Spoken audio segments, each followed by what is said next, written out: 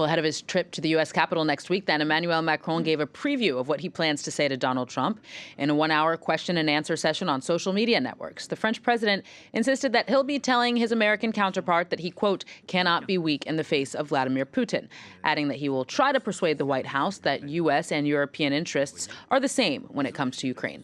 His comments coming as European countries continue their long, hard search for a collective response to the war, especially as the Trump administration looks increasingly unlikely to really defend Kyiv's interests. For more on this, France 24's international affairs editor Kethevane Gorjestani joins me on set. Hi, Kethevane. So Macron, he's heading to Washington. What is he hoping that he can achieve? Well, likely he's going to try to get Donald Trump and the United States back on the side of the Europeans, because right now, given the comments that have been coming out of the Trump administration, it looks increasingly like the Europeans are being set aside for the Russians. So that's the overarching goal. As you said, this idea that European and U.S. interests are the same, the fact that that needs to be repeated and delivered in person by the French president in itself is striking. But Macron, in that Q&A, also hinted at how he's going to try to achieve this and how he's going to appeal to the personality of Donald Trump. Listen to what he said he would be telling directly to Donald Trump. So what I'm going to do is tell President Trump, you cannot be weak with President Putin. That's not you. It's not who you are, and it's not your style. It's not in your interest either. How will you be credible on China if you're weak on Putin?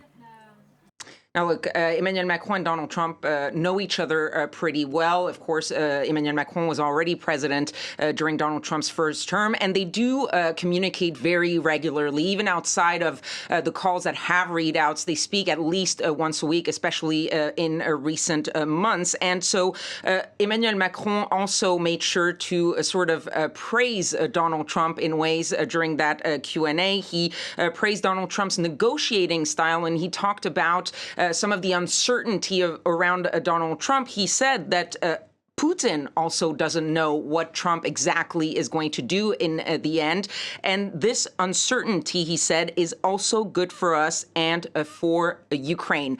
Now, the message on Ukraine, of course, is going to be coming on the heels of those two emergency meetings that Emmanuel Macron hosted with all of the European leaders as well as other NATO allies. And the message of the Europeans to Donald Trump is, we heard your criticism and your call for the Europeans to step up in their own defense.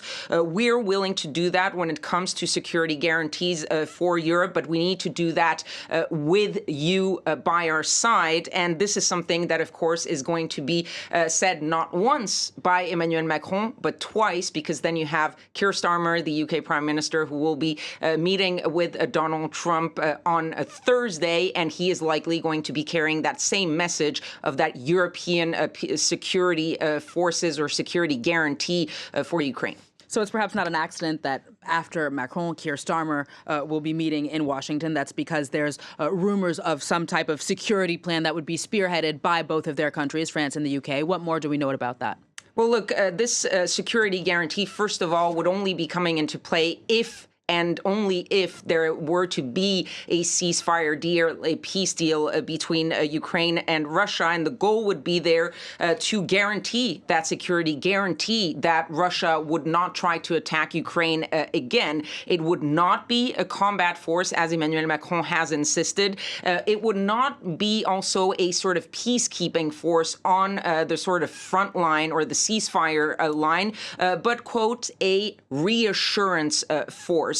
What we know, or that's at least according to reports in British media, is that this would be up to 30,000 troops that would be positioned away from the front line, likely near very key infrastructure locations, and backed by Western air power, Western naval power. But there are multiple sticking points to that plan, of course.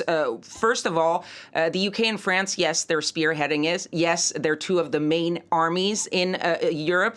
But the other big armies of the European continent, the Germans, the Italians, the Poles, they so far have balked at the idea of sending their own troops in Ukraine, even as a reassurance force. Second, Vladimir Zelensky has said many, many times that 10,000 or 30,000 is not going to be enough. He believes that there needs to be at the very least 100,000 of those troops, and that's simply numbers that the Europeans alone don't have.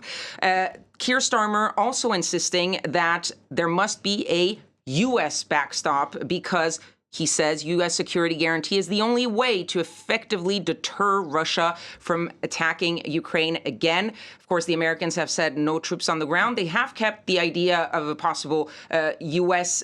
air or intelligence support, but that also is not guaranteed, considering what we've heard coming out of Washington. And finally, the biggest sticking point of all is Russia itself. We heard Sergei Lavrov saying that it would be unacceptable to have any troops coming from NATO nations in Ukraine, no matter what flag they're under. So for them, it doesn't make a difference whether you have a French soldier in Ukraine, whether he's wearing a French patch, a European patch, or a NATO patch. For them, it's going to be the same thing, and it will be unacceptable. Sounds like this is all pretty much a moot point then ahead of those talks in Washington, but we'll see what comes out of it. Kethevane Gorjestani, thank you very much.